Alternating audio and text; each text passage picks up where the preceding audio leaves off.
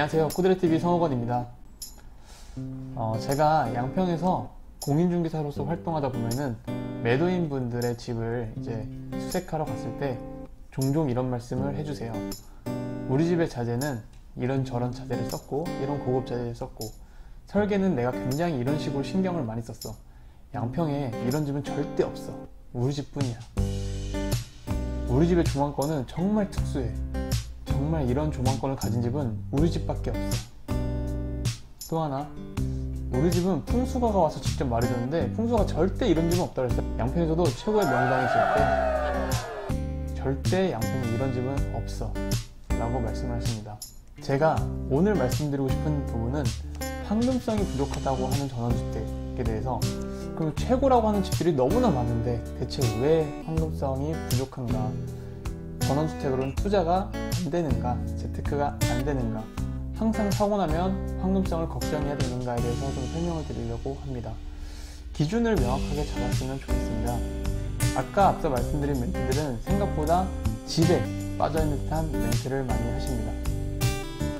저는 성호건의 전적 토지 관점, 제가 매주 일요일마다 들고 하는 스포츠 서울 칼럼에서도 말씀드렸다시피 전원주택이든 아니면 전원주택지이든 혹은 그 외 모든 아파트나 꼬마빌딩, 도시권에 있는 모든 부동산들은 항상 근본이 되는 것은 땅입니다.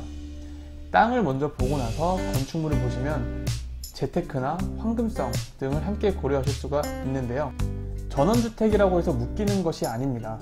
땅이라고 해서 무조건적으로 팔기 어려운 것이 아닙니다. 실제로 제가 7년차 공인중개사인데 이렇게 공인중개사 활동을 점점 길게 하면서 느낀 부분은, 야, 어떤 타이밍에는 매도자가 우위가 되는구나, 어떤 타이밍에는 매수자가 우위가 되는구나 라는 타이밍이 있습니다. 실제로 양평을 기준으로 3년 전으로 봤을 때는 상당히 매수자 우위였습니다. 매도자분들이 팔려고 아무리 내놔도, 싸게 내놔도 팔리지 않던 때가 있어요. 그때는 시장이 정말 어려웠고 매수자분들이 기본적으로 오지 않다 보니까 거래 성사율이 굉장히 낮았습니다. 그러다 코로나 이후로 생각보다 수도권 내 전원주택을 찾는 분들이 많아졌고 또 더 좋은 땅을 찾고자 하는 분들이 많아지다 보니까 거래량도 많아지고 매도자분들과 매수자분들이 딱 타이밍이 맞는 때가 있어요. 매도자분들은 열심히 팔려고 몇 년 동안 했는데 안 팔리던 집들이 있었고, 매수자분들은 이제 막 들어오는 때가 있다 보니까 이때 당시에 거래율이 상당히 좋았습니다. 그러고 나서 지금 시점에는 올해 작년 해가지고 양평에는 호재들이 상당히 많이 있는 상황이죠. 부동산을 아시는 분들은 아시겠지만 아파트 분양들도 상당히 모두 한 번에 완판이 되고 있는 상황인 거고, 그에 따라서 땅값도 모두 오르고 있고 토지들의 값들도 모두 오르고 있습니다. 그래서 양평의 주요 땅들이나 전원주택들은 내놨다가도 오히려 다시 갖고 계신 분들도 계세요. 지금은 매도자 우위인 상황인 겁니다. 그래서 작년에 제 사무실 뒤편에도 남한강 바로 앞에 평당 190만 원에 거래된 땅이 있어요. 남한강 바로 앞이다 보니까 그걸 좋다 나쁘다를 평가하기 이전에 우선 좀 희소한 부분은 있습니다. 지금은 평당 400을 불러서 판매를 하려고 하고 계세요. 그렇다고 뭐 비싸다라는 말이 나오냐? 비싸다 안 비싸다 이전에 희소한 땅이기 때문에 사람들이 주목을 하게 됩니다. 누군가는 살려고 시도한 적이 분명히 있었고 아직까지는 거래가 되고 있지 않지만 다른 쪽, 이 남한강 라인에서는 평당 400이 거래됐던 내역이 분명히 있고 그게 작년과 올해 사이에 일어난 일입니다. 빠르게 오르고 있는 건 사실이지만 전원주택이라고 해서 혹은 전원주택지라고 해서 무조건 황금성이나 무조건 낮게 팔아야 된다 이런 개념이 아니라 땅을 먼저 보시고 건축물을 보시면 이 땅은 내가 나중에, 이 전원주택은 나중에 내가 충분히 다시 팔 때 걱정 없이 팔 수 있겠다 라는 생각이 듭니다.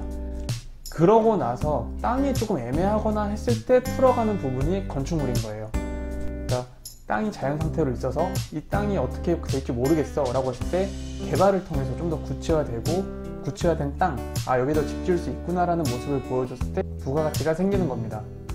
혹은 땅이 또 애매할 때 건축물을 예쁘게 만들므로써 땅의 부가가치를 올리는 경우가 있습니다. 그거는 땅이 애매했을 때이고 사실은 근본적으로는 땅을 봐야 되는 부분입니다. 이 땅이 미래적으로 어떤 가치가 있을 것인가, 나중에는 팔 때 걱정이 없을까, 어떤 호재가 있을까 라는 부분을 살펴보시면 나중에 전원주택이라고 해서 전원주택지라고 해서 무조건 묶이는 부분이 아니라 충분히 이 검수를 통해서 더 좋은 가격에 팔 수도 있는 거고, 내가 팔려고 하지 않아도 팔라고, 이 집을 제발 팔라고 내가 팔아보겠다고 이렇게 중개사분들이 먼저 연락이 가는 경우도 있습니다. 그래서 명확한 기준은 이렇게 잡고 가는 게 맞습니다. 전원주택이라고 해서 무조건 묶이거나 전원주택지라고 해서 내가 팔고 싶을 때 무조건 가격을 낮춰야 된다, 이런 개념이 아니라 처음에 살 때 신중하고 내가 어떤 기준을 잡고 이 땅이나 이 집을 볼 건가를 선택하시는 게 가장 맞는 해답인 것 같습니다. 네, 제가 오늘은 좀 전반적인 부분에 대해서 설명드렸고, 그럼 어떻게 해서 기준을 잡아가야 되냐, 디테일한 부분은 앞으로 좀 더 제가 설명을 드리도록 하겠습니다. 코드렛TV 많이 봐주시면 감사하겠고요. 구독과 좋아요, 알람 설정까지 해주시면 감사하겠습니다. 혹시나 토지나 전원주택 관련해서 궁금하신 부분 있으면 언제든지 저희에게 메일이나 댓글로 남겨주시면 또 감사하겠습니다. 네, 오늘은 여기까지 하겠습니다. 감사합니다.